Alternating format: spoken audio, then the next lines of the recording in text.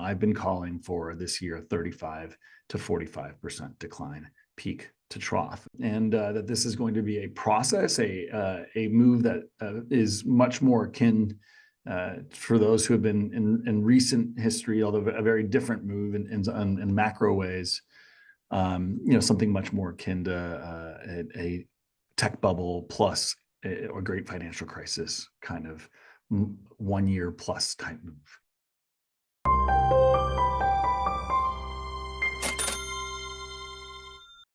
Welcome to Thoughtful Money. I'm its founder and your host, Adam Taggart. In his last two appearances on this program, today's guest predicted the markets would start to become more volatile. In the fall, he didn't necessarily think that would mean lower stock prices, and he was proven correct.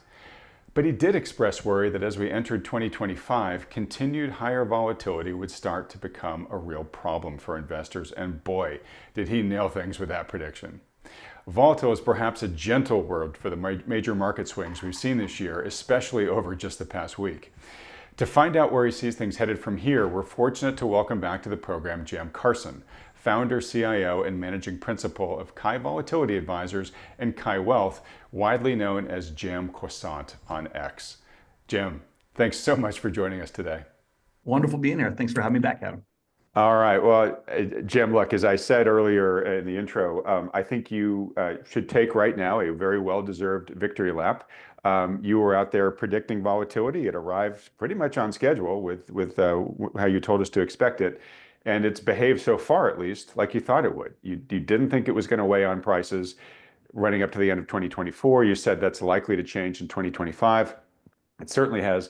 On the day we're recording this, it's the day after the historic tremendous jump in the markets, the S&P up almost 10% in a single day. It looks like it's lost at least half that at the time we're recording here, although it's been bouncing all around so far today, so who knows where it's going to end up. But this is, I'm sure, the most volatile period in markets in recent memory for most folks on Wall Street. So first off, kudos, congratulations. And secondly, and more importantly, if you could just do us a recap give us a recap of kind of what got us here on the volatility side of things, and then whether we should prepare for similar volatility going forward, less volatility, maybe even more volatility. Yeah, and I'm not one to hype up the wins. Again, the second you do, there's a incorrect call coming around the corner, right? Like you don't want to tempt fate and get fate angry, but also too, you got to take them when you can take them.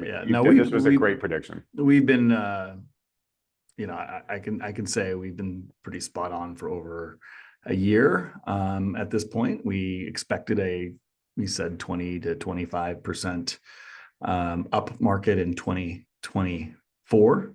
It was election year. We talked about kind of the likelihoods of that, and we expected it to crescendo either in end of December or mid-January, which it did.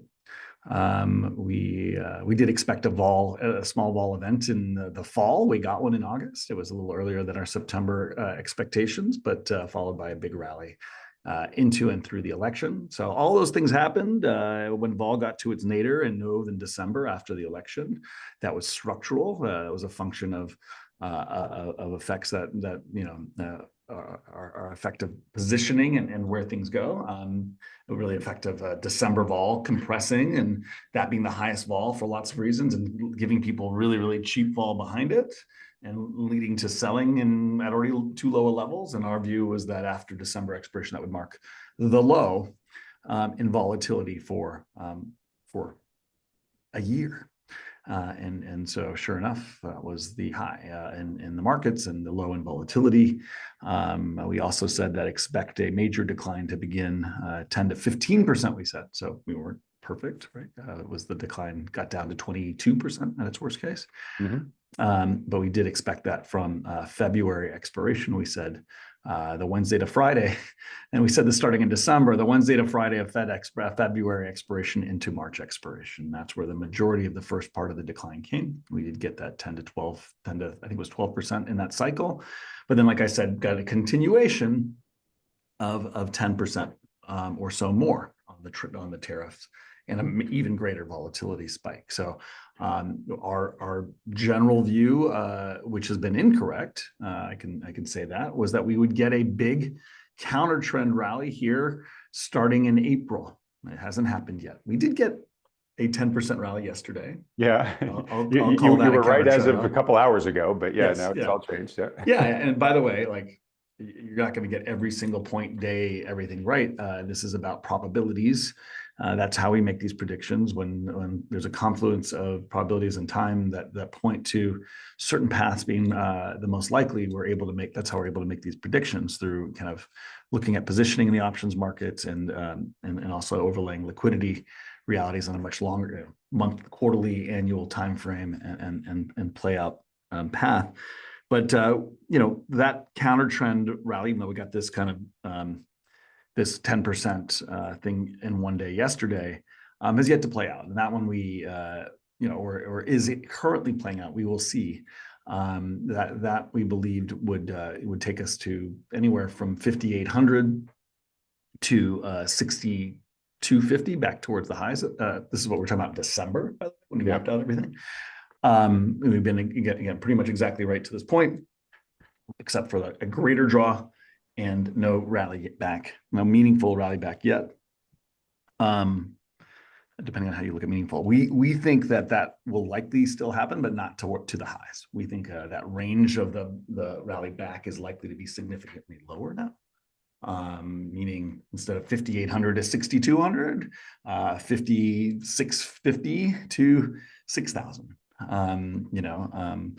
We are optimistic that it will still play out, but there are a lot of other factors at play now, right? The tariff, we expected a tariff war, the scale and the kind of rollout of it, the lack of working with the Federal Reserve and the unwillingness, importantly, of the Federal Reserve to help backstop volatility in this environment has been notable. I think we would have expected more dovish responses from the Federal Reserve by this point. That's part of why we thought the market would A, bounce back more, and B, have a less of a deep tail.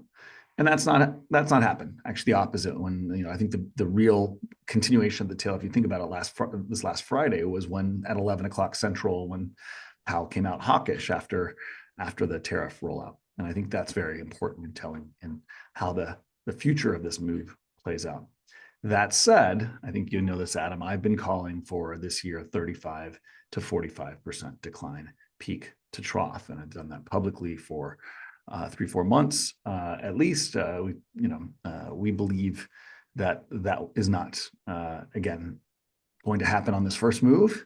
We believe that this is the end of chapter 1 of 4 or 5 chapters, and that this is going to be a process, a move that is much more akin for those who have been in recent history, although a very different move in macro ways. Something much more akin to a tech bubble plus a great financial crisis kind of 1 year plus type move. We don't think it'll cut as deep. Again, 35 to 45% is not the 50 to 75% right type things we saw in those markets, depending on the markets you're looking at. But still, in some ways, more painful because relative to what we believe will be sticky interest rates and the long bond and eventually higher bond yields, which we've called for at the same time, a very stagflationary environment, very different than the last two. The Federal Reserve will be neutered during this time and unable to really assist. And in again, relative to the costs, that the tape or the thinking of valuations of the market will actually be worse than what we saw in those other periods. Because of and portfolios will be less cushioned by the bond part of their portfolio as well. So a painful, maybe more painful move despite less of a decline in equity markets ultimately. But that is our view.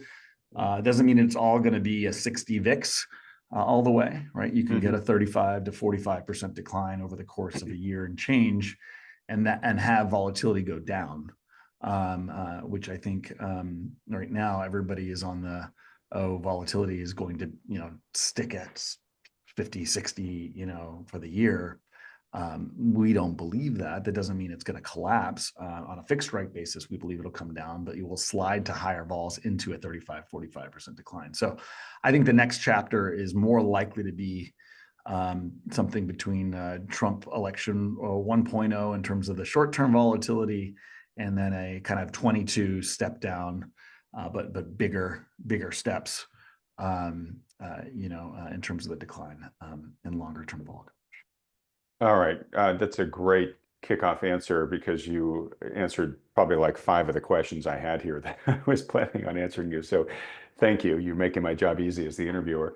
And I'm glad you ended with that last sort of explanation. So it sounds like you think in the immediate term, still going to be pretty whippy, but as we go through the year and if we actually manifest that 35% to 45% decline, you think that's going to be maybe more like 2022, where it's just a slow grind down.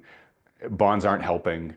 It's not necessarily super volatile. It just sort of inexorably just keeps grinding down. Yeah, I think so. A couple of things. One, I don't think it's exactly like 22, to be clear. I think it's bigger, right? 22, we saw 25 to 27% was the low. I think we're going to get to about twice almost twice that. Yeah. But we've already done a lot of that, right? We've taken, I think we're down 15 or so percent here, right? Right. So, but if we bounce, just to start to interrupt, but if you're right and we bounce back up to 600, we restart the clock pretty much. Yeah. Yeah. I mean, then you're down 7% or so, and then you got another, 35% to go, right? Yes. And so, again, it will be whippy. So I think it'll be more whippy than 22 will. That said, I think it will become a trend. And I think vols are already quite high, in the skew. Like if you go look at down 45% from here in the market, and or from 30% from here, and you look at the puts down there, they're already on a very high vol. Mm-hmm. And so my point is, on a fixed strike basis, as we slide those puts, that vol will likely go lower net. That doesn't mean you won't get paid on the actual realized volatility, because I do think we'll have quite a bit. And importantly, this is, when markets get cut in half, there is more structural stress throughout the market. And if that happens while the 10-year is still hanging in, or maybe even going higher, that could cause all kinds of other financial stress in big entities that could lead to things. But I do think it's different than 22. Yeah, okay. I want to be clear. I think relative to the vol that we've now seen, which, by the way, was in line, the high in vol was higher than COVID just now. Wow. Like, people don't have that context right now. This is not COVID.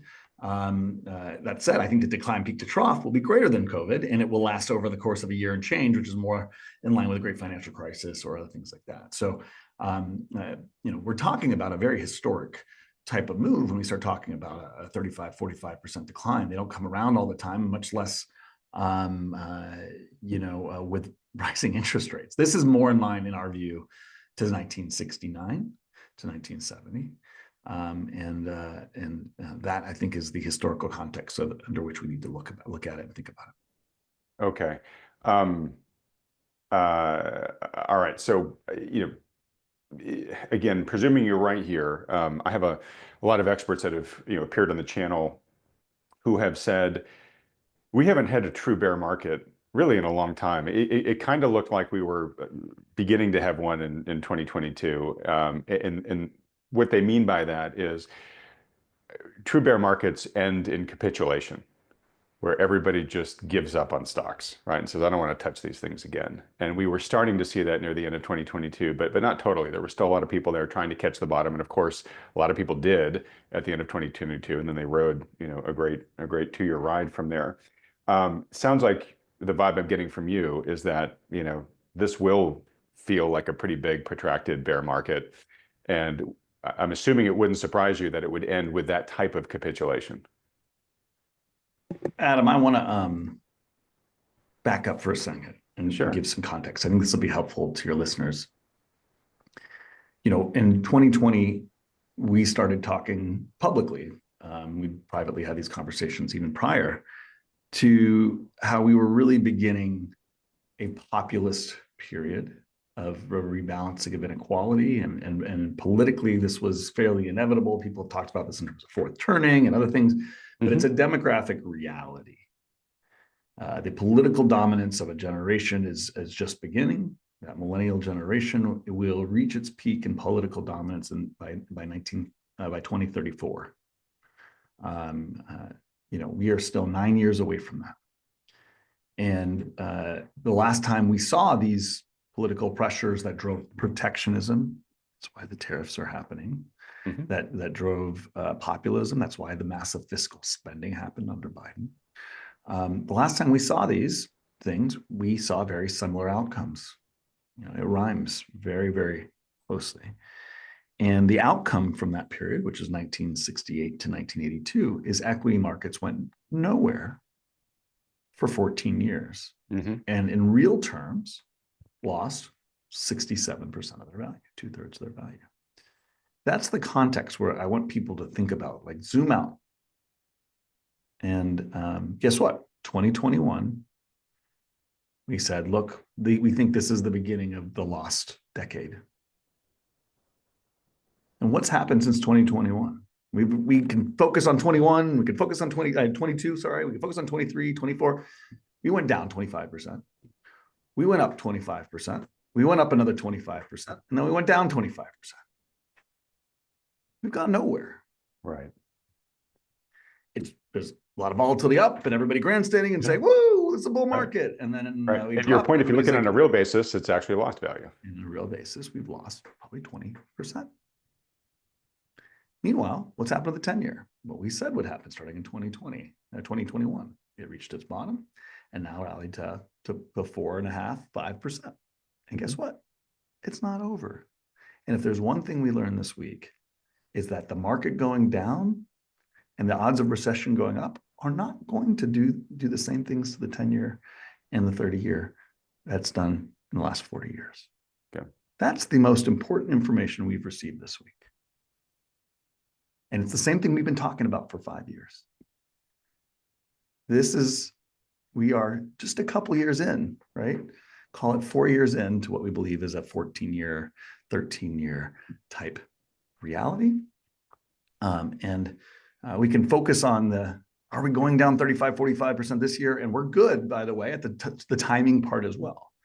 But I think that what makes us able to do that is also having a bigger context, a bigger zoom out on where we are and what the macro realities are as well. All right, so that's maybe the answer to a question I was planning on asking. So Jim, I went to business school, and the class we all thought was the biggest waste of our time turned out to probably be the most important class that we took, which I can't remember the exact name of it, but we all called it non-markets. And it was all the things that weren't natural market forces. So regulations, central banking, the stuff that was just back in the 90s when the internet was booming, right? It was just so dusty and dull, right? And I'm curious, because this year, especially so far, the non-market factor has been so important, right? I mean, the game changes several times a day practically with these, new policy declarations or changes. My question was going to be, does that make your job harder? Because you can't just look at the market data, you sort of have to anticipate what these non-market players might decide to do. But it sounds like you're already looking at this era we're in with the construct that there is going to be a lot more non-market activity. So maybe that's what you're betting on. How does that play in? Yeah, so I've said this to you before. It's an important construct for anybody who's looking at markets. There's the weighing machine, right? In the words of Benjamin Graham, and the voting machine, right? The part I just said when I zoomed out was the weighing machine. You think about if you got that right, by the way, for the last 40 years, you are an infinitely wealthy person. If you understood that we were running a supply side economic model, that the Federal Reserve was going to take secularly the 10-year from 20 to 0 for 40 years And every time we had a market issue, would just stimulate more, and we'd run into a deflationary environment. You'd get globalization. You would have every single bet would be obvious. Now, that doesn't mean the tech bubble wouldn't have happened, that you wouldn't have had a massive drawdown. That doesn't mean the great financial crisis wouldn't have happened. But you would know to favor growth, to favor buy the dips with size when the Federal Reserve acted. This was a secular view that you had to have at the time. And you had to be, when everybody lost faith in it, you had to kind of, that was one of the best times to keep pushing that.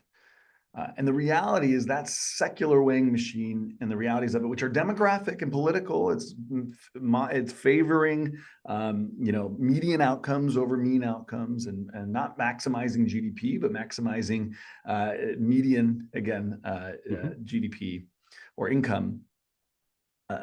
If we believe that to be true, which I do secularly, and you need to consistently bet on that trade, even though it's not going to be a straight line. And the moment that people lose faith in that trade, those are when the best trades happen. And we've seen that a couple times. We've seen transitory 1.0, 2.0, deflation coming. Everybody just a month ago was out here saying 10 years going to 3. I told you so. Guess what? It's not.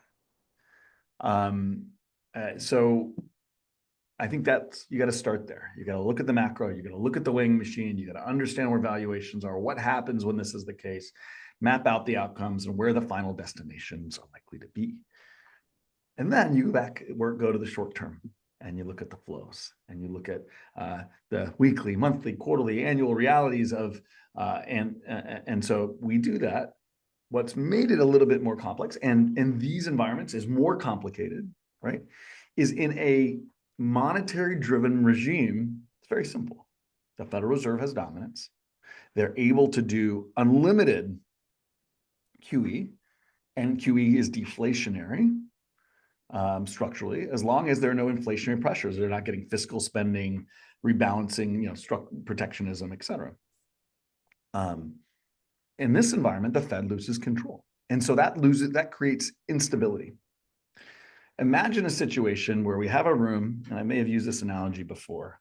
I'll maybe do it better this time. But it never hurts to repeat things to make the lesson sink in. But imagine a room where you have one dominant entity, like one guy who's 400 pounds, ripped, fastest, strongest, has all the weapons, whatever. He is the biggest guy in the prison yard. Yeah, he's all powerful. He runs that place, and it is relatively stable. If something happens, it's taken care of. Now imagine you have that guy is sort of like injured. Something happens to him. He loses his guns. Now there's a power struggle. And there are other entities. There are other, there's vacuums of power. These are, in the short term, much less predictable, right? They are, the outcomes in the short term are dependent on many more factors, many more incentives, many more interplay of dimensional relationships. So that's where we are now. The Federal Reserve, and again, at the core, I want to be clear, the story that's the most important now is not tariffs, as much as that's what everybody's focused on. What's most important is the 10-year and the 30-year bond and inflation in the face of economic slowdown. It's the favoring of median outcomes, which tariffs are part of, but far from the only important thing here. At the end of the day, don't forget the reason the equity markets went nowhere from 1968 to 1982. There's two reasons, but the most important reason is because interest rates went from 3.5 to 20. Why is that the most important thing? And again, I feel like most wealth advisors have no context or no understanding of the most important thing you learn in economics 101, which is net present value. Right? It's like the first thing you learn. Discount rate, right? It's kind of important. You can't have a 25 PE. 25 PE makes sense if interest rates at the 10 years 3.5. Maybe. It's still stretched, but that's where it was in 1968. 24, 25, and interest rate, the 10-year was 3.5. Well, how am I doing that? Just flip it. What's the earnings yield of the S&P, right? Like these things matter. If you can get a 3.5% 10-year yield, you probably need more of a return, right, from the S&P, given the risk that it embodies, as opposed to risk-free, right? All right, well, 25 is a 4 earnings yield, right? And then you assume there's some growth, to it, and you get a little bit more, okay? Well, 1982, where was the PE of the S&P 500? Oh, it was at 20% 10-year, and the PE was 4.5. Mm-hmm. Yeah, it's logical. But if you look and show somebody like a 4.5 PE, people are like, how is that possible? 4.5 PE, Right. why would you ever? But to go from a 25 PE to a 5 PE means you need to lose 80%. Right? You have to lose 80%. By the way, earnings haven't changed. The companies are still making the same amount of money under that assumption. It's the same market. All that changes, interest rates went higher. Right. The discount rate, that your weighted cost of capital. But nobody thinks about that. If you talk to your average person, your average wealth advisor, like the economy is strong, you want to be in stocks. Or they'll tell you, hey, it's inflationary right now, you want to be in stocks because they're a great inflation hedge. Both of those things are utterly incorrect. Like they're just wrong. Okay. And this is why, because of the discount rate. It's about as simple a math as it comes. On top of that, there is a second reason. During inflationary periods, there's just less liquidity, right? Mm-hmm. So it's harder to invest. There's less trade, right? And it breaks down earnings. So GDP actually 68 to 82. I've used that analogy a lot. I've beaten it to a pulp, but I use it because it's the most recent and easiest to kind of refer to. There are other periods, but record profit margins in 68 for its time period. By 1982, record bad profit margins. Well, where are we now? Record profit margins. Well, what happens to profit margins when interest rates go up? They collapse. When interest rates go up at the back, inflation happens. Guess what? You have tariffs. That's not good for earnings, relative to it may be good for GDP growth, by the way, in the US. It really might be, right? You're going to get more jobs here. Not maybe the jobs you want, but you better believe the cost of creating an iPhone is going to go up. You better believe the cost of the input cost. So what happens is labor gets a larger share of, that's what populism is, a larger share of income, and GDP growth can be strong. The economy was stronger in 1968 to 82 than it has been for the last 40 years. For 14 years, the S&P 500 in real terms lost 7%. So it's not about growth. It's about earnings yield, discount rate, and then last, profit margins. And both of those things do very poorly if interest rates go up. Okay.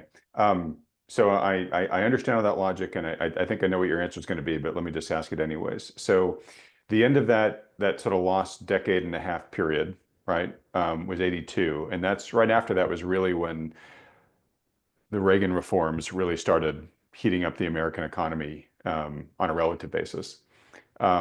So presumably that's what the Trump administration is trying to do right now, right? Is to do a lot of things that are going to goose the American. It's going to be a big, beautiful economy. Jim. That's 100% what they're trying to do. They've Right. been very vocal about it. The problem is context. They think about the world as like all times are equal. Do you think that Volcker's painted as vanquishing inflation, right? And that Reagan was the first guy to come up with supply side economics and decreasing taxes. They're painted as heroes. They're not the heroes. They're the right people at the right time. But if either of those people came along, which there were many efforts to do so in 1969, they would have failed. And actually, they did. Because Nixon was a supply side economist. He was a Republican. He opened China. He took us off the gold standard, right? He brought in Arthur Burns to stimulate with massive QE, monetary policy driven policy. They tried to do this in 1969. So they just got steroids. Steamrolled by the trends. And guess where it ended? It ended with price controls. Yeah. And Watergate. Why did it not work there? And it worked in 1982? Demographics. The reality is people politically in 1969, meaning the younger generation, which was coming to political dominance, wanted fairness. They wanted to improve equality. Sound familiar? They wanted to improve median outcomes. That's what led to the war against the Cold War and communism. That's what led to the hot war in Vietnam. That's what led to all the protectionism that was happening at the time, right? And the fiscal spending and Great Society program. Sound familiar? So if you do monetary policy at the time, which they tried to do, guess when the real inflation started? It didn't start with the Great Society program. That's a major driver. It didn't start when the Vietnam War started. It started under Nixon. That's when the real inflation started. The dates I gave you are 1968 to 1982. Nixon became president January 1st or January 20th, whatever, 1969. And so if you think the supply side model is going to work and solve everything and lower taxes and monetary policy, good luck. Okay. I mean, good luck, because the political realities won't allow it. And that's why when they started saying this just 2 months ago, I was very public, like, okay, just wait for the pitchforks on your lawn. Okay. And so that's what we've gotten, pitchforks. I mean, look around. How is sentiment now relative to where it was 2 months ago? Oh, sure.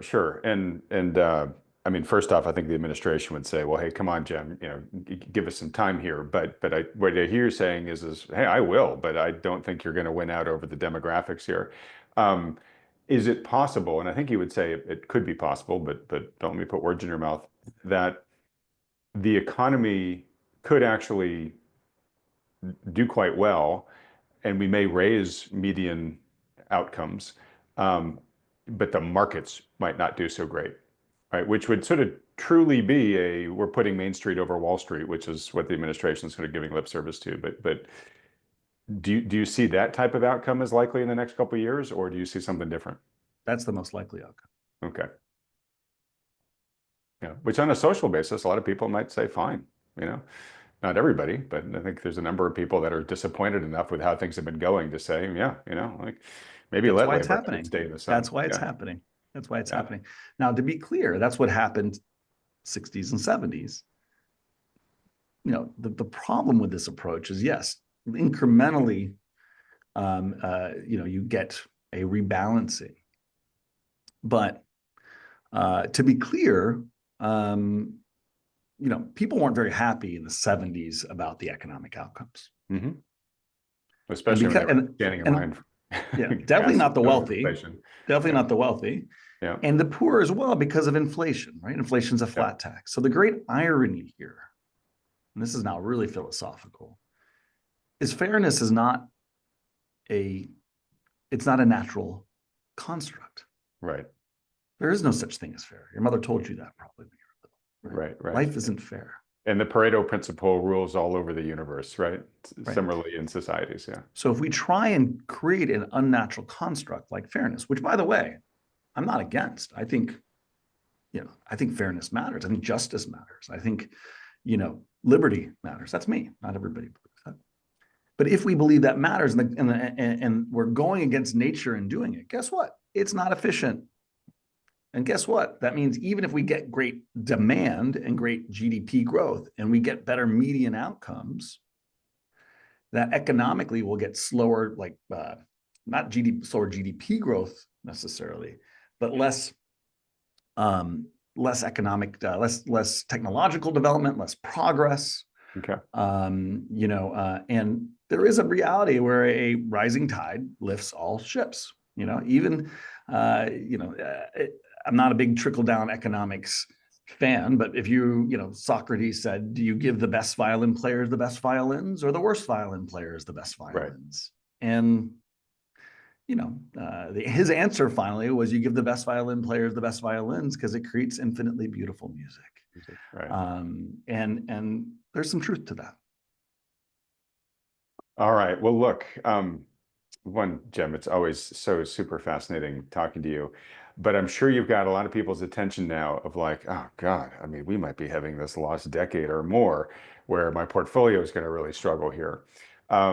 So let me ask you a couple of questions about your investing approach, both short term and long term.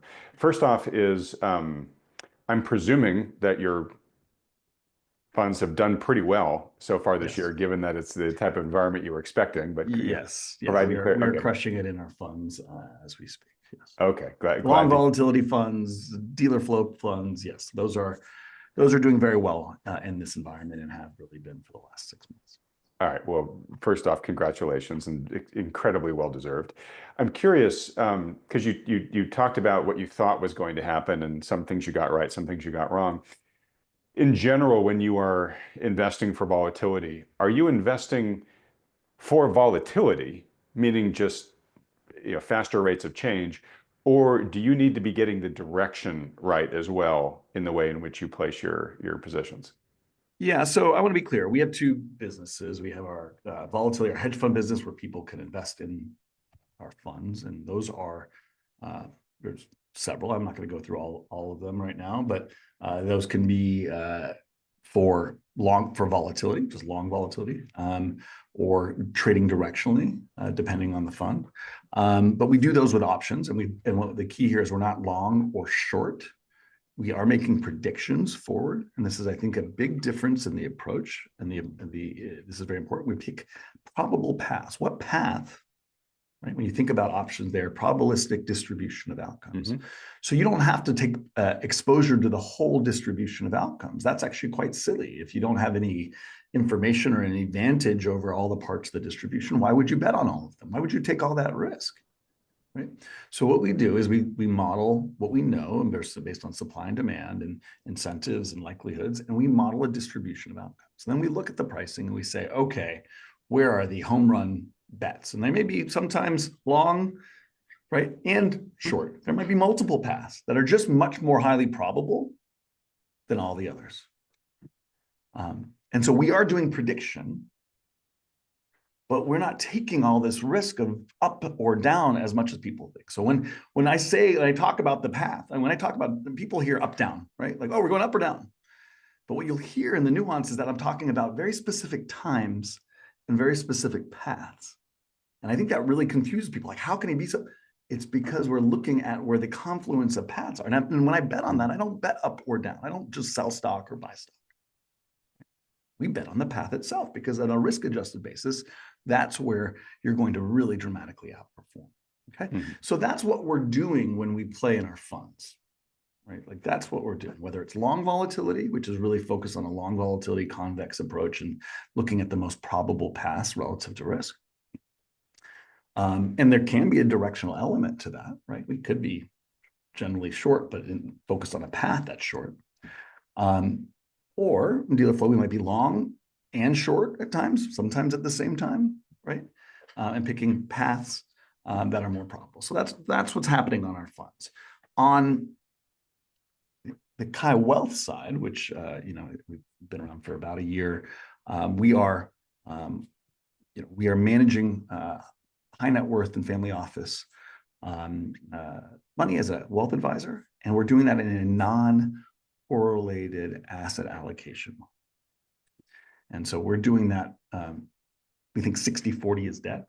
We think stocks and bonds are not a well risk managed, not an optimal approach. We don't think that's true in general, by the way. If you look at 125 years of history, I can go into the numbers if you'd like, but not very good. Running portfolios with long stocks and long bonds, even though it's been great, well, not great, relatively good the last 35 years or so. And by the way, not great, like a 0.6 Sharpe ratio of 60-40 stocks and bonds, with 12%, 11.5% type returns the last 35 years. Over 125 years, if you look at full cycle, and you probably should do that, even though that sounds like a lot, because the last 35 years don't have interest rates going anywhere, which is the most important thing. We just talked about that. Don't have interest rates going anywhere from except top left to bottom right. So if you really zoom out and look at the full history and look at a scenario where actually interest rates could go the other way, much worse, 0.4 Sharpe to this combination, and the returns are 9%, 9.5%.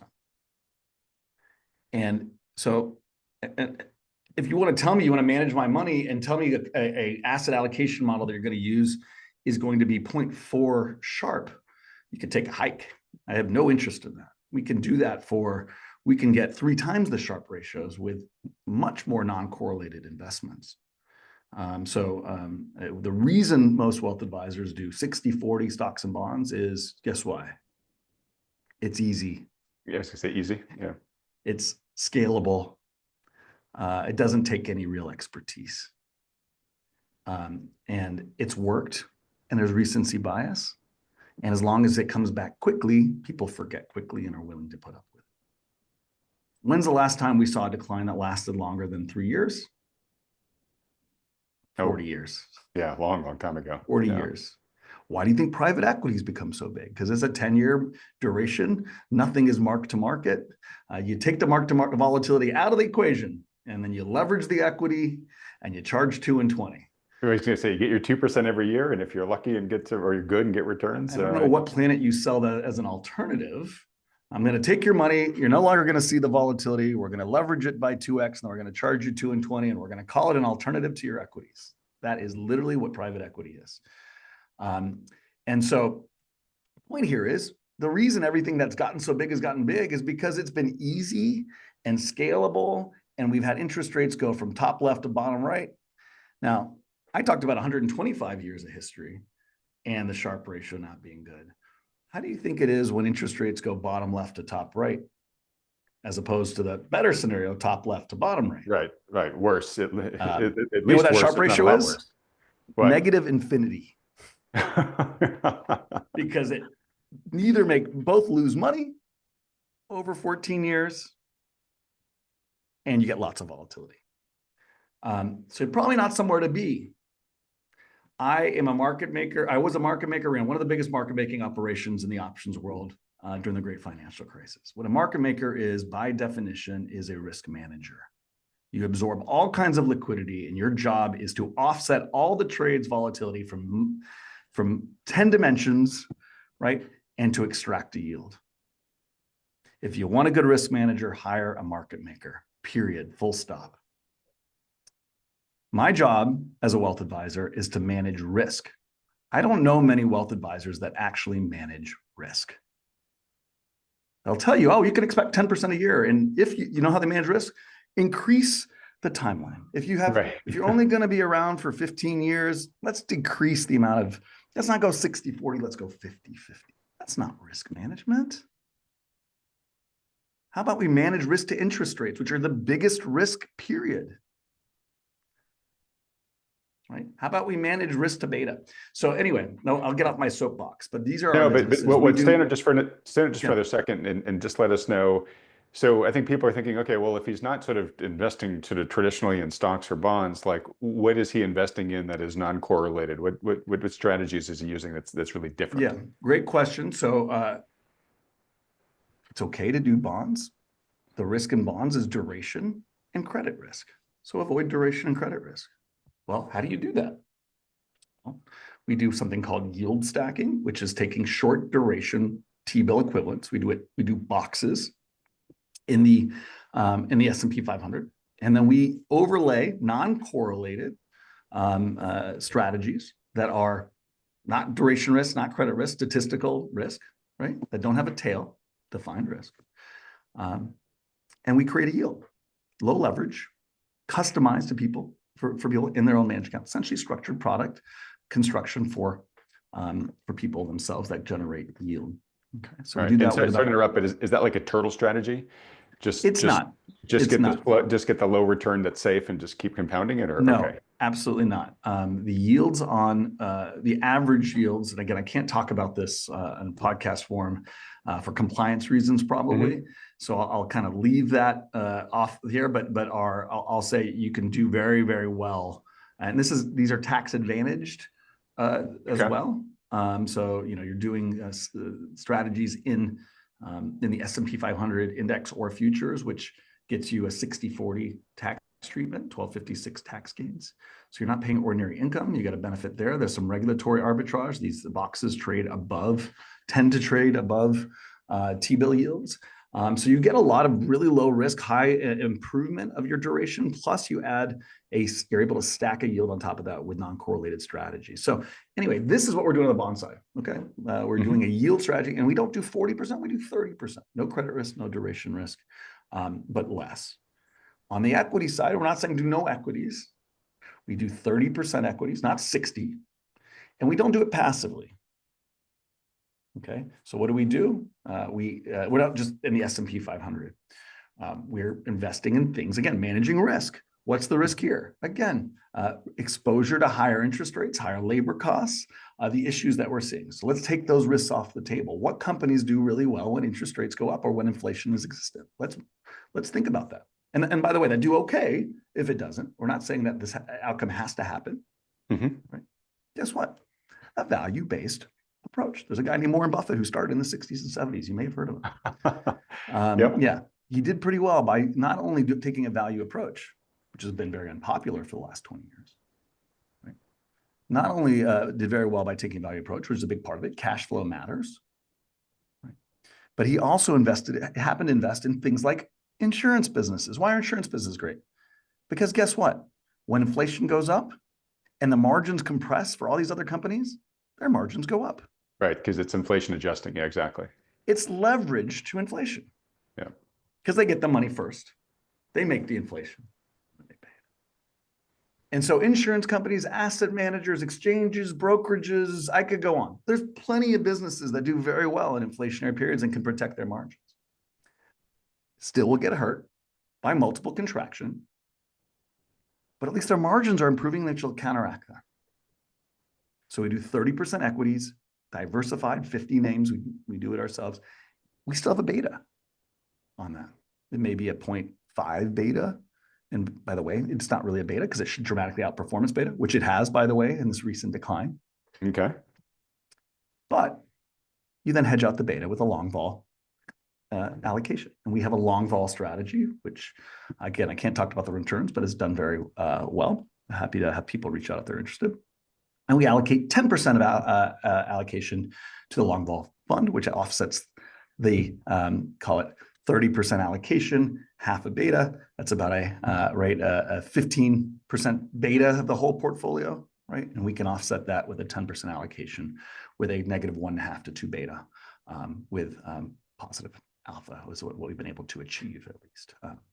And we've been running that strategy for a long time. Right. That's our core to our expertise. So it's a value we're able to provide, which leaves how much? 30, 30, 10, up to 70%, 30% true alternatives, non-correlated strategies. Go to your wealth advisor, ask them for alternatives. Guess what they're going to give you? Private equity, private credit, real estate, right? Those are not alternatives. You can't just put the word private, take it off the market, leverage it, and then call it an alternative, whether it's on the credit side or on the equity side. Right? So multi-strategy hedge funds, multi-strategy funds that have non-correlated exposure. And we have one internal, our Diversified Alternatives Fund. We have others externally that we allocate to and that we work with. But we are getting people exposure to true alternative strategies in a non-correlated approach. And that's that gets us to a zero beta. And you can generate a much better risk-adjusted return by taking that kind of approach. On that last one, and this is not personal financial advice, folks. Yeah, I want to be clear. This is not financial advice. These are all just generally how we go about managing our portfolios. If you're interested, please reach out. We can have a personal conversation about the products and things we offer. So.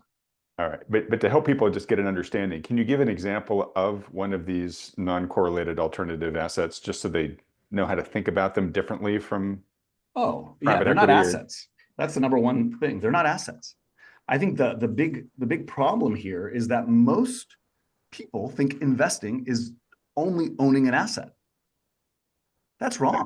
I think most people would if you ask them. So yeah, so it's like if you think about risk management, the whole idea is if all we do is own assets, don't you think that's kind of correlated to one another? Right? Particularly as it relates to interest rates going up or down? Mm-hmm. Yes.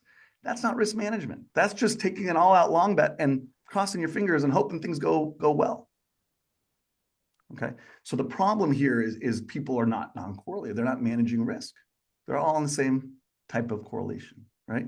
So the key here is you can invest, and this is what hedge funds do, and this is what relative value trades are all about. You can trade, you can invest in trading strategies, niche businesses that ultimately are not correlated. They're not owning an asset. And I'll give you some examples here. You have the most obvious ones, which are long short equity, long short credit, commodity focused relative value trade. So you have a group that we know that trades natural gas versus the crack spread. That's pretty non-correlated. FX trading strategies, right? Doing pairs, global macro. Insurance linked strategies, life settlements, reinsurance strategies, volatility arbitrage, statistical arbitrage, merger arbitrage, convertible arbitrage, event-driven strategies. I could go on. There's 50, at least 50 market strategies that hedge funds deploy and that have real edge, real proven alpha. The reason that they're not as interesting to most people, or haven't been until recently, is because when people see a non-correlated strategy that makes risk-free plus 5%, right? When interest rates are zero, they look at it and they say, oh, this strategy only makes 5%. Why would I invest in this thing? Right? But then, and by the way, the Sharpe ratios of it are better, but people again are like, they don't think about risk. Risk is like, if I'm only gonna make 5%, like I don't care if it's zero risk, I'm not interested. But guess what? When interest rates go to 5%, now you make 10%. And guess what? The volatility is still really low. And guess what? Now the equity market, which has a forward return of probably zero and massive volatility, now you start looking at non-correlated strategies and be like, huh, that's pretty good. That's pretty good. Yeah. So that's the reality. And that's real alpha. Markets don't give you alpha. These strategies have been making 5-6% alpha per year forever. It's just the alpha is non-correlated and the risk-free was zero. So people are like, meh, I don't really care about Sharpe ratios. And so that's why people have not. But by the way, when did hedge funds and derivatives all come into existence? 1960s and 70s. Not a coincidence. Interesting. Yeah, and obviously when we've been in, for the most part in the past decade plus, this era of passive investing where it was easy and you could make double-digit returns. So what if this thing's generating 6% of alpha every year? I don't care. It's not impressive versus what I can just do, buying the market and just hodling and buying the dips and stuff. But now in this new era you're talking about, on a relative basis, starts to look way more attractive. Yeah, absolutely. And again, if we don't know what era we're in, what I'm talking about is more is better over the long run on a risk-adjusted basis and absolute return basis. So I want to be clear, it's not just about this regime. In this regime, it's not even close, if we're right about the regime. Yeah. All right. Well, look, Jem, that was really helpful. Thank you, especially for going through those examples, because I'm going to bet that most people listening hadn't even heard about at least half of those things, right? And what I want to underscore here, which I do a lot on this program, is if what you got to be as an investor is just honest with yourself, right? What type of investor are you? What are you investing for? And what's the best way to execute on that? Do it yourself as a DIY investor, or to find somebody who's got the expertise that matches the era that we're in, right? You've made a really compelling case that we are entering, maybe not even, we've already entered an era that's going to require a very different playbook than the past 20-ish years.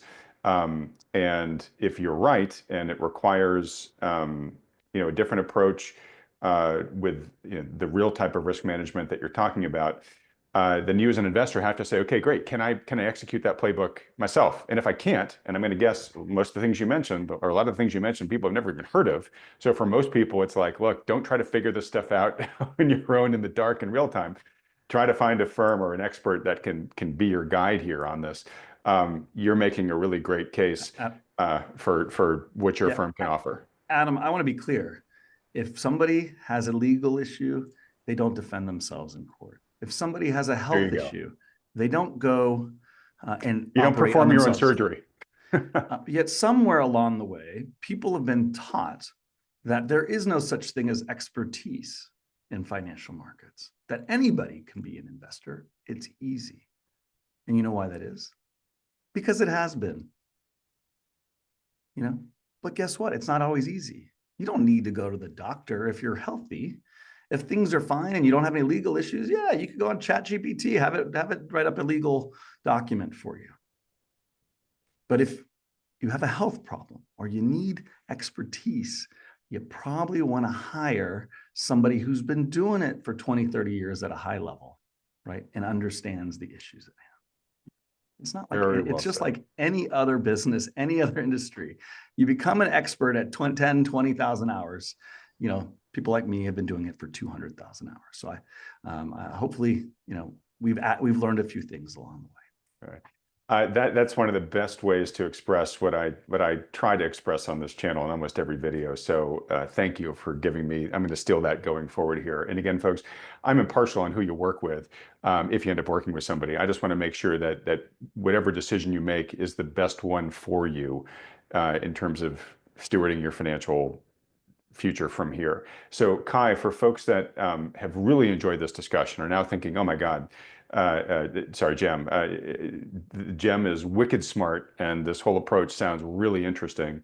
Where can they go to find out more, I guess, first about your funds, and then just follow you in your work? Yeah, so we have again, two businesses. Kai Volatility is our fund NFA regulated entity. You go to kaivolatility.com. You can also go for our wealth advisory offering to kaiwealth.com. You can also feel free to follow me on Twitter or X at jam_croissant, croissant, I guess I should say, and feel free to reach out that way. But yes, we are accepting customers. To be clear, we have a $2.5 million minimum, so we're not taking smaller entities on the wealth advisory side. But yeah, we can talk for significantly lower amounts on the fund side if that's something that's of interest to people. All right, fantastic. So, Jim, when I edit this, I'll put up the links there on the screen to all those URLs. Folks, they'll be in the description below the video too, so you can get there with one click. Jim, again, it's just, you are definitely the right man to talk to in this moment. Such a phenomenal, great conversation. Folks have been clamoring to have you on. I hope, folks, we really scratched your itch here. Jim, you got an open invitation to return anytime, but let's make a soft date to have you come back on again in a quarter and just call an audible on where things are there. At the end here, just parting advice for folks. If I took good notes here, you expect the current volatility that we're seeing right now to continue for a bit longer. It's going to be whippy, as you said. And then, perhaps we start the real grind down, towards eventually a total decline of 35 to 40%. Bonds aren't helping out, right? Just sort of nothing seems to work. Any bits of parting advice just for regular investors trying to not become collateral damage through all this? Yeah, I think be patient pick your spots, but also don't get married to a position that you're in. I had a saying that I would tell my market making team when we were 13% of the volume, the S&P 500s during the S&P 500 options during the great financial crisis, right? And people would invariably make a bad trade. They would make a mistake.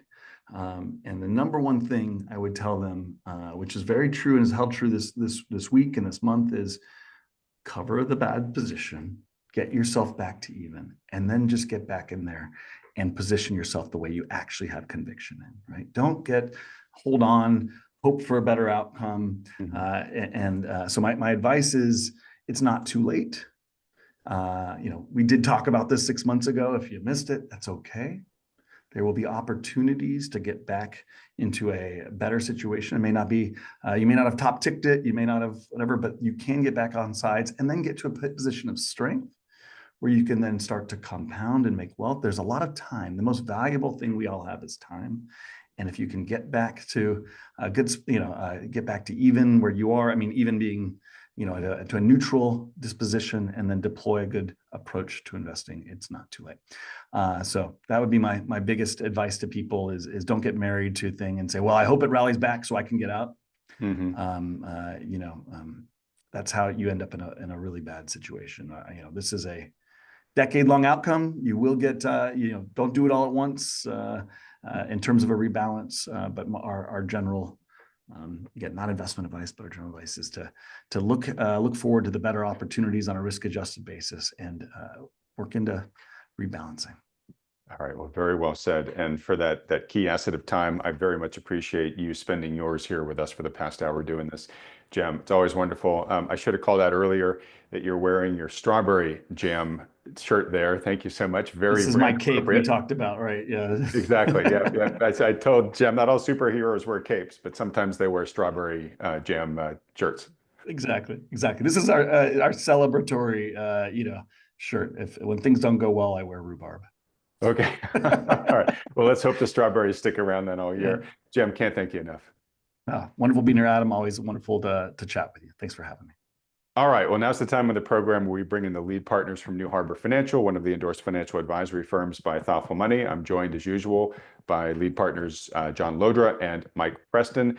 Guys, I'd love to hear what you have to think, and then about the interview there with Jam. And then, of course, there's just been chaos in the markets since you guys were last on last week. So I'd like to break all that down with you guys.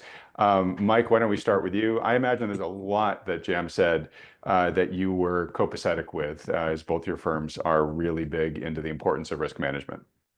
Yeah, what great timing, Adam, that you had Jam on when this volatility has absolutely exploded. It's been a crazy week or two here, and we're having lots of conversations. And we'll get a little bit more into the details about what we see and what we're doing right now in a little bit. But there's so much of what Jam talked about that we agree with. And let me just kind of highlight some of those things that I picked up on that I think somewhat align with the way we see things. First of all, he's been calling for some kind of rally. I think he said he didn't see it starting until maybe April or so. 5,800 to 6,200 is what they thought originally. Now he's trimming that a little bit, 5,600 to 6,000 on the S&P. The S&P's here at 5,300 or so, 52, 5,300. So according to those numbers, there's still some upside here. But his overriding message, I think, was one of caution. And I think that's a good one, because he talked about the likelihood that we're in the first chapter, or the first inning of what's likely to be a lost decade.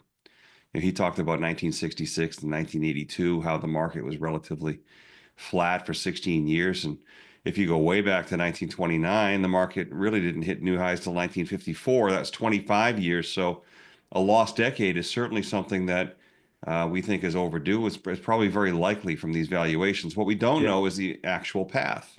Yeah, and sorry for interrupting you, Mike. I just want to underscore, not only did it go flat for 15 years, starting in the late 60s, but on a real adjusted basis, it was down 2/3, right? So it's in terms of how you experience it, it's a real painful loss, actually, of purchasing power. Yeah, I mean, the inflation of the 70s was pretty terrible. I think it probably kicked off the big gold bull market that we saw peak in the 80s. But yeah, inflation is probably creeping back and here to stay, and the gold market has certainly taken off for a whole bunch of different reasons. But yeah, a lost decade from these insane valuations that we still see even after this pullback is something that we really need to worry about. It doesn't mean that we won't have rallies. And our job as professional money managers is to protect wealth and to try to take advantage of rallies when they come. It's not easy, and we have to give up something. And that something is sometimes upside participation in a bubble market. So, our exposure is not 100% stocks. It's only about, depending upon the account and what hedges are in place in our model, it's about 35-ish% right now. So we're not taking any big risks here. So Jam talks about his job as a wealth manager, or a wealth manager's job is to manage risk first and foremost. So I underline that a few times on my page here, because absolutely spot on. Our job here at New Harbor is to manage risk. We don't just and it sounds like he doesn't either, just invest your money in a passive asset allocation and then dial in the equity percentage based on your age. We think that your allocation to risk should be based on what the market is offering.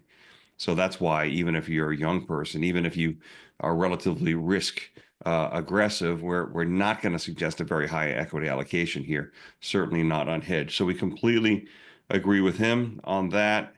And the other things he talked about, he talks about yields being sticky and maybe drifting up. I think we probably disagree a little bit on that.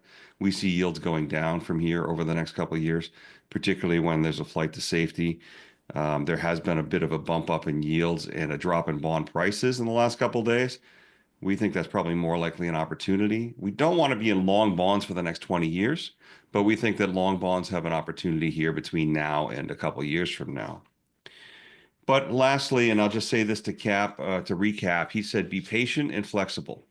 Don't be impatient. It's really, really hard right now to not be emotional. You know, we're getting lots of calls from clients and people that aren't even clients that really, really feel like the need to do something. So it's just the need to be patient is real, particularly in this market. It's a very psychologically driven market.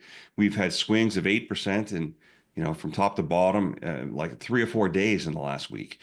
We had 3 days in where the VIX closed over 42, I think, in a row, which hasn't happened since COVID, and before that in the housing crisis. In this morning, VIX was up in the 50s, and this is the volatility index. So this insane volatility, this is going to cause people to make mistakes if you get emotional. So try to be patient. If you can't be patient, talk to your advisor, get an objective opinion. And he said flexible. So patient goes with flexible. I think that makes sense. You need to get unstuck at some point, even if it's just a little bit at a time, if you feel like you're overweighted or if you feel like you're underweighted, I suppose. People that are 100% in T-bills also could be helped by thinking about flexibility. We can help with that. So overall, great talk. Volatility is just off the charts here, and so couldn't be more timely. All right. Well, look, that's a great first reaction here, Mike. John, I'll let you come in because I'm sure you've got things to say as well. In your answer, can you just give a little bit of a picture of how you guys at New Harbor are surfing the current volatility here? As Mike said, you guys started off in one of the best things to do, which is just be less exposed to the things that are volatile. So you've had a lower exposure to stocks than previous years. But beyond that, what are you doing as we just have these daily whipsaws, sometimes even several times during the same trading day? Yeah, it's been very historic on so many levels, Adam. The market action, obviously the headlines and the tariff, that kind of stuff has been historic as well. But yeah, Jem speaks our language in the sense that volatility is the language of options, right? Options are, and we use options pretty intensively in our strategy, our investment management style. And options are a vehicle through which, and first of all, we use them very conservatively. There are ways to use them in speculative ways, and we never do that. We don't even authorize client accounts to be, if we made an error and tried accidentally, we're going to do something that we didn't intend to do, it wouldn't even go through. But we use them very conservatively as hedging tools. But options are a way to make volatility a friend, frankly, to be able to monetize and capture that volatility for some benefit, be it additional income or risk reduction or volatility reduction. So much of what Jem talked about is really our language. But yeah, let me give you an example of how we use options as an instrument in our portfolio. This is a chart of the S&P 500. It's a daily chart. I know this is a traumatic chart for many people to look at, but here, this vertical line here, this blue vertical line is the change of the year. So this is 2025. As Jem noted, and they called for a pullback in the stock market towards the end of February. That's exactly what we saw. We saw a pretty strong counter trend rally. And then here's where the wheels fell off. Right here, April 2nd was Liberation Day, quote unquote Liberation Day. We've seen big gap downs. But you'll notice here I've got, forget these squiggly lines. Each one of these bars is a day move in the S&P 500. I've got 2 horizontal lines here, and those represent the levels at which we have navigated this recent episode with put options. put options, for a layperson's easy take here, are not unlike insurance that you might have on your house or your car or your life even. And like with any insurance product, there are a couple features. There's you pay a premium for that insurance, and the more robust that insurance is, the more expensive that insurance is going to be. So what do we oftentimes trade off for the cost of that insurance? Well, we trade off deductibles. As with like a homeowners or auto policy, the bigger the deductible you are willing to bear, the lower the premium. And the vernacular here in this case was, we this is a put option we had at 5,700 on the S&P 500. We entered that option in early February, somewhere around here. So we wanted some tail risk. We had some concern that we would get a major risk off event, but we didn't want to pay a lot for that. As Mike pointed out, the first form of insurance and the best form of insurance is just simply to reduce risk, and we do that by lessening equity allocations. But we bought these puts, and right around here, the market went through those strikes, and right around here, I think on March 12th, we booked profits in those and rolled those down and out to April puts at this level, 5,400.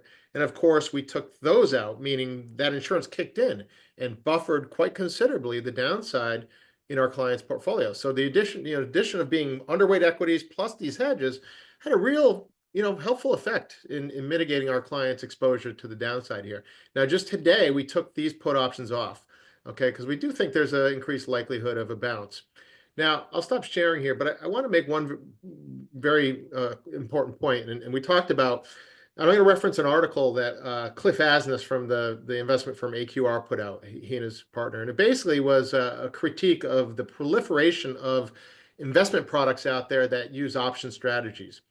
I just showed you a tactical way we use options, not a set it and forget, but a very tactical and time-sensitive way.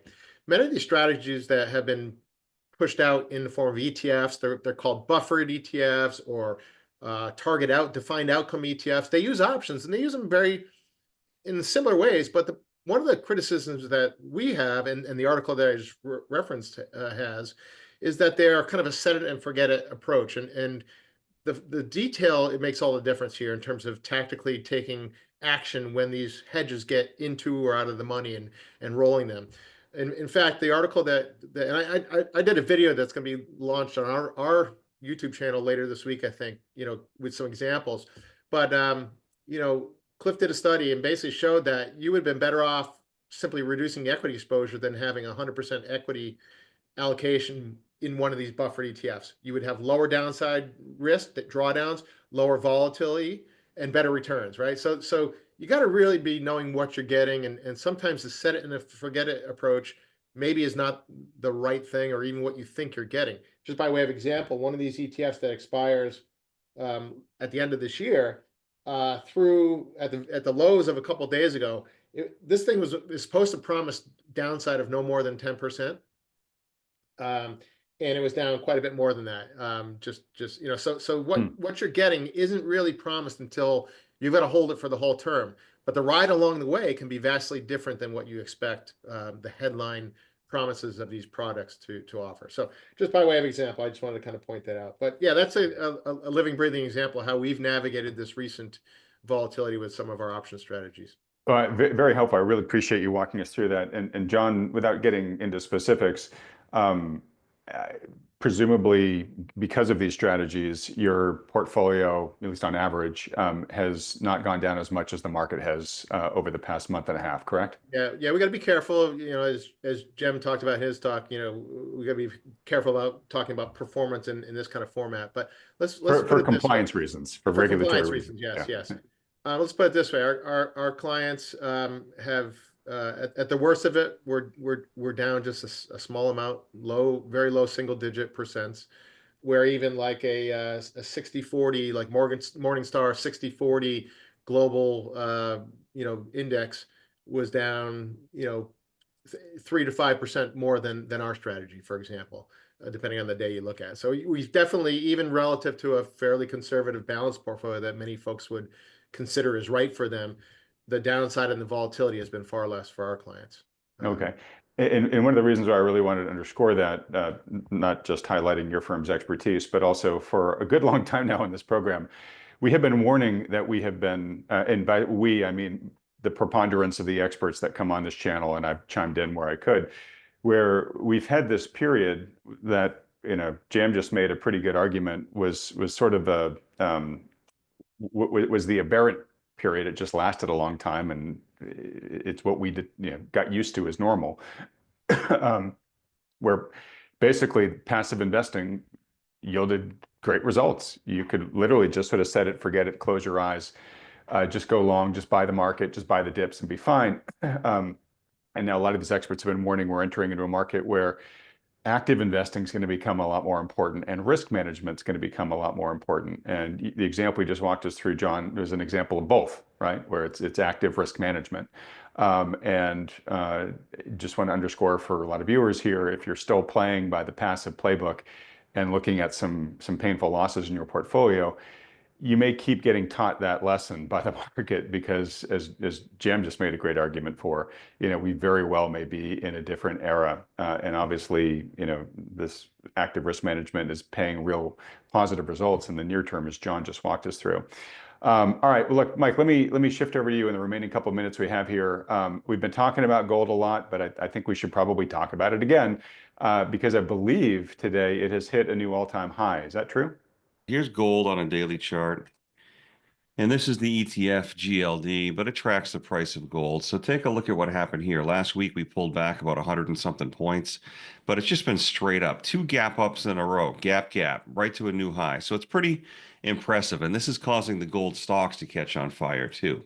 Now, for the people that follow silver, including us, this is a little bit frustrating because silver has lagged behind. Now, I can't really explain why, but let's take a look at silver. Here's silver on a daily basis. We had reached about $34 to $35 an ounce back here, and then just really completely liquidated in the crunch, So that's pretty surprising, right? So silver went from, and again, this is the ETF. This doesn't track spot directly, but we reached about 35 on spot and went right down to 29. It dropped about $6 in a couple days. And it just really felt like and looked like outright liquidation. Sell everything that's not nailed down. Well, if that's the case, why has gold done this? Gold is just taken right off the new highs. It's like nothing can stop it. Super, super strong. So I'm expecting silver to catch up. I'm hoping silver is going to catch up. Silver can be really, really frustrating. We've talked to lots of people over the years that they say, oh, the bane of my existence is silver. It just never takes off. It must be, being naked shorted or being held down artificially. I don't know, but I can only say this: silver sometimes just catches up all of a sudden. If you look at what silver did back in 2011, it tracked gold, but not exactly. I haven't plotted this against gold, but this is silver. I mean, look what it did. I mean, it just basically went up 3 or 4x, really 4x in just a few months. That could happen again, and it doesn't necessarily have to follow gold directly, and that's probably why the silver bulls are ever hopeful. For now, I just want to point out that on a monthly chart, silver broke out of this triangle consolidation. It's been very bullish, but if you watch too closely, it can drive you a little bit crazy, so. But the gold stocks, and let's take a look at an ETF that follows gold. This is GDX on a monthly chart. It's really taken off here. And we've got a position in GDX. We have half of that position hedged, but our position is about 10% for the average client. If I go to a daily chart, you'll see what happened here. Last week, it just really, really sold off hard. Went from around 46 down to 40. That's a 15% decline in a few days. That's even more than the market. But look what it's done in the last 4 days. Wow. So it's just really taken off, and the multiplier effect is in effect. So here's GDX up 5.73%. Gold is up 2%. So GDX or gold miners is up 2.5 times or 3 times what gold is. And that's something that we've noticed over the last month, is that more often than not, now gold stocks are starting to outperform gold. That hasn't been that way for a long time before that. And that's, based on that observation, we went ahead and we went to 100% miner exposure in our sleeve, gold and monetary metals. So we were previously half bullion, then we were 25% bullion, and 75% miners. Now we're 0% bullion, 100% miners. And I can't really say anything else other than they're super strong. We expect silver to catch up. We hope silver catches up. And that space is a lot more risky and a lot more volatile, but I'd expect the silver miners to do quite well if they do indeed catch up. Okay. So on the miners, it's been a head scratcher for a good while, as we've talked a lot about in this program, why they weren't assuming their traditional role as being a levered play on the price of gold. You're now saying we're actually starting to see that start to happen quite nicely now. And so obviously you're feeling bullish enough that if that continues, it's going to be great returns, which is why you've upped your allocation to 100% of what the sleeve allows. Just to your point on silver, let me just share this chart real quick on the gold to silver ratio. You'll see here that right here on the right side of the chart, it's just zoomed up as gold has continued to run and silver had that massive fall, the drawdown that you just showed, Mike. So we're back at levels that we haven't seen in 5 years at this point, right? So silver looks attractive here just from a mean reverting basis on this gold to silver ratio. Now, of course, the ratio could normalize with gold coming down. And to be honest, it wouldn't shock me if at some point it does, just because it's had such a big run. It's probably due for some kind of cooling off. But if for a while now we've been saying the miners haven't been responding to the price of gold the way that we expected they would, and silver hasn't been responding to the price of gold the way that we thought it would. The miners have now moved. Perhaps that makes an argument that, okay, silver may actually finally then start moving too. And to your point from the earlier chart, it tends to slingshot when it moves, to really catch up. So, folks are looking speculative right now. Silver might be an asset to look at. Silver's very volatile, as the chart that you just showed proved in spades, Mike, and there's no guarantee it's going to catch up this time. But if you like silver and you've got some speculative money to play with, that might be something worth looking at. Completely agree. All within limits of your allocation, but the odds are stacked so that it looks like a good bet. It looks like a good place to consider a speculative play if you're that kind of person. But as always, talk to your advisor or talk to us. We're happy to give you some advice. Great. And speaking of talking to you guys, I'm gonna remind folks how they can do that in just a second. But John, ending with you, fortunately, it sounds like the average New Harbor client is doing well relative to how the markets have been performing of late. I'm presuming that your phone is ringing with people who are not clients yet, who are looking at their statements or looking at their brokerage screens and feeling pretty bad about how their portfolios have performed. Maybe they're just learning now they were more exposed to this type of volatility than they thought previously. What's your advice to those type of people who are, really feeling like, gosh, I'm beginning to take losses I A, didn't expect, and B, I'm not sure I can afford to take? Yep, that's great. Yeah, so we have been having a lot of chats with not only our clients, but also prospective clients that have reached out to us. I want to make one quick comment about even though our clients, objectively have weathered this, pretty well certainly on a relative basis. That doesn't mean it's easy for them, right? We are emotional creatures. We here in our seats, and our clients are as well. And this is a very challenging time for a lot of people. We don't want to make light of that. And in these times, as much as it is important for us to be hands on the wheel to manage the investments, it's just as, if not more important, for us to be that counselor, if you will, that emotional ballast point to help hear our clients and let them know that they're going to be okay. First and foremost, we can't guarantee things, but we help put things in perspective. But also that they're not crazy. They shouldn't be forced to do it. Like we are very, we have a discipline and we certainly have conviction, but it doesn't mean there's one right answer for every client. And we work with our clients to find what's right for them. Frankly, at this time, it's probably about sleeping, sleeping at night, right? It's not about, am I going to be okay 20 years from now? Some people just can't sleep, right? Just to point out a real life thing. And that's the first concern that we have, right? So, very personalized. But yeah, in terms of folks that reach out that aren't clients, I just had a conversation the other night with a very, very friendly prospective client. She is with a current advisor. that despite her suggestions or asking for some time now to get more conservative, less in stocks, the advisor kind of counseled her to no, stay the course. We got this. We have a system, and it just was clear to me that the risk equation wasn't set right for this prospective client. But my advice to her was, look, I think right now we haven't reached the bottom. We think markets are going quite a bit lower. We're in the same camp as Jem, but probably even lower than that in our opinion. But in the very short term, I said, look, I don't want to create any false sense of urgency. Like, you don't need to transfer here or think about transferring here like right away. We think you have time, and in fact, we think that in the short term you're likely to see a reflexive bounce higher, just given how oversold we got. But don't mistake that to mean that being proactive isn't still in your best interest. This could be a very short-lived rally if we get it.